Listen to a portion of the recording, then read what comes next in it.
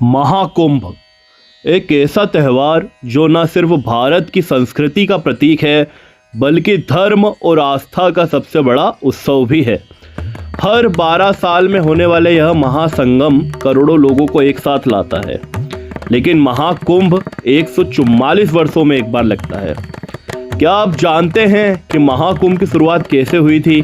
चलिए मैं आपको विस्तार से बताता हूँ। महाकुंभ की कहानी शुरू होती है समुद्र मंथन से, जब देवता और असुर अमृत के लिए आपस में लड़ रहे थे। कहते हैं कि अमृत कलश के 4 बूंदें प्रयागराज, हरिद्वार, उज्जैन और नासिक में गिर गई थी। तभी से इन चारों जगहों पे ही महाकुंभ लगता है। मान्यता है महाकुंभ के दौरान गंगा में स्नान करने से मोक्ष की प्राप्ति होती है और सतमार्ग मिलता है। यह सिर्फ एक मेला नहीं है बल्कि एक धार्मिक और आध्यात्मिक यात्रा है जो जीवन के पाप धोने और आत्मा को शुद्ध करने का एक अवसर देती है। क्या आप जानते हैं कि महाकुंभ के सबसे बड़े जो आकर्षण का केंद्र होते हैं वो है अखाड़े। ये अखाड़े हैं साधुओं और सन्यासियों के समूह के जो अपने धार्मिक ज्ञान और शक्ति का प्रदर्शन करते हैं। नागा साधु जो बसंत पंचमी के दिन शाही स्नान करते हैं, महाकुंभ का एक अनोखा रूप दिखाते हैं। महाकुंभ की शुरुआत का जिक्र प्राचीन वेदों और पुराणों में भी मिलता है।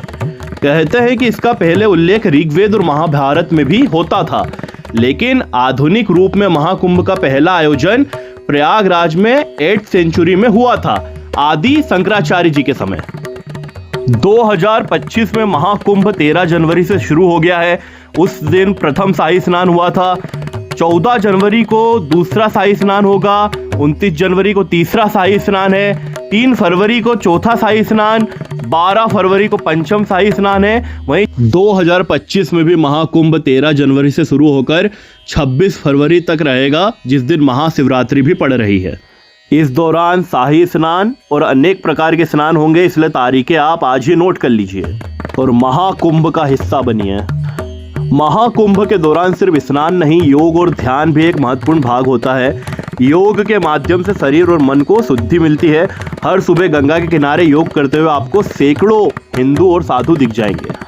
महाकुंभ के दौरान भक्ति संगीत का महाउत्सव होता है। हर जगह भजन, कीर्तन और शंख की ध्वनि सुनाई देती है। अगर आप उस समय वहाँ मौजूद होंगे तो ये समझ लीजिए कि सारी नेगेटिविटी वहीं खत्म हो जाएगी। ये संगीत आत्मा को शांति और आनंद का अनुभव कराता है। महाकुंभ सिर्फ भारत में ही नहीं, विदेश के लोगों के लिए भी एक आकर्षण का केंद्र होता है। हर साल अनेक विदेशी यात्री इस धार्मिक उत्सव का हिस्सा बनते हैं और हमारी इस यात्रा में शामिल होते हैं। महाकुंभ एक मेला ही नहीं, एक संदेश भी है, एकता, शांति और धार्मिक आस्था का। इस महाउत्सव का हिस्सा बनकर अपने जीवन को एक नए रूप में देखिए। आप तैयार हैं महाकुंभ के अनोखे अनुभव के लिए?